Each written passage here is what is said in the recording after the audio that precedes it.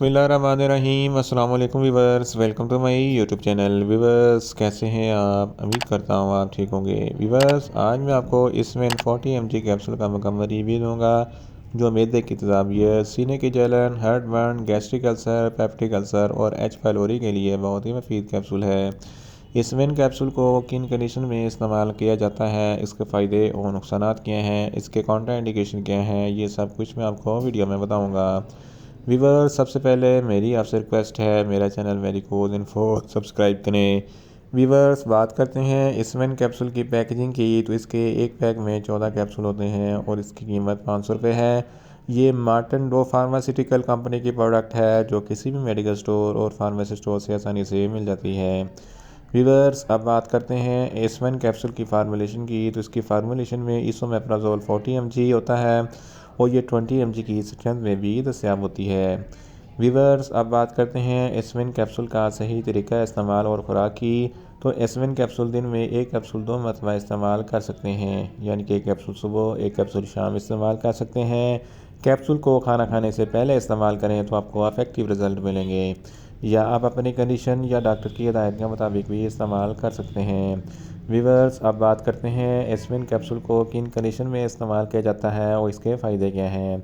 एस्पिन capsule में इसोमेप्राजोल होता है जो मैदे की तेज़ाबियत को कम करता है। अगर आपके मैदे में बहुत ज़्यादा एसिडिटी है तो इस कंडीशन में एस्पिन कैप्सूल बहुत ही मुफीद है।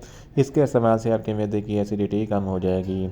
इसके अलावा अगर आपके सीने पर जलन होती है या हार्ट बर्न होता है तो इस कंडीशन में भी एस्पिन कैप्सूल बहुत ही मुफीद है।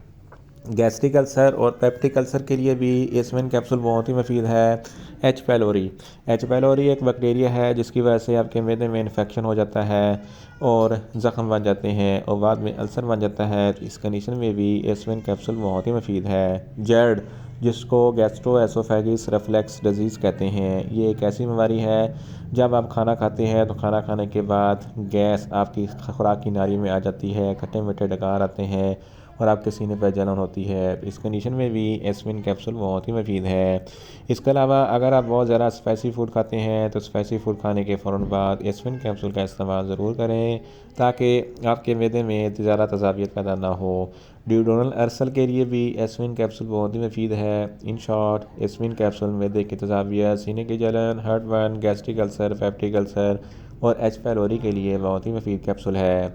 वीवर्स अब बात करते हैं एस्पिन कैप्सूल के नुकसानात की, तो एस्पिन कैप्सूल के कोई नुकसानात नहीं हैं, ये सेफ़ टू यूज़ है, मगर इसकी ओवरडोज लेने से आपको कुछ मामूली से नुकसानात हो सकते हैं, जैसा कि आपको न्यूज़िया हो सकता है, आपको वॉमिटिंग हो सकती है, आपको डायरिया हो सकता है और आपका मुँह खुश्क हो सकता है। वीवर्स अब बात करते हैं एस्पिन कैप्सूल के काउंटर इंडिकेशन की, तो हाइपर सेंसिटिविटी वाले लोग एस्पिन कैप्सूल का इस्तेमाल ना करें। जिगर के अमराज वाले फ़र्द भी एस्पिन कैप्सूल का इस्तेमाल ना करें और छोटे बच्चे जिनकी उम्र 10 साल से कम है इनको एस्पिन कैप्सूल का इस्तेमाल ना करवाएं। वीवर्स ये था एस्पिन कैप्सूल का मुकम्मल रिव्यू। उम्मीद करता हूँ मेरी ये वीडियो आपको अच्छी लगेगी।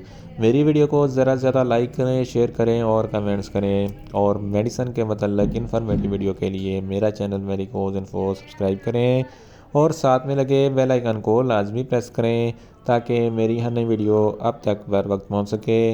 मिलते हैं एक नई इन्फॉर्मेटिव वीडियो के साथ। अल्लाह हाफिज़।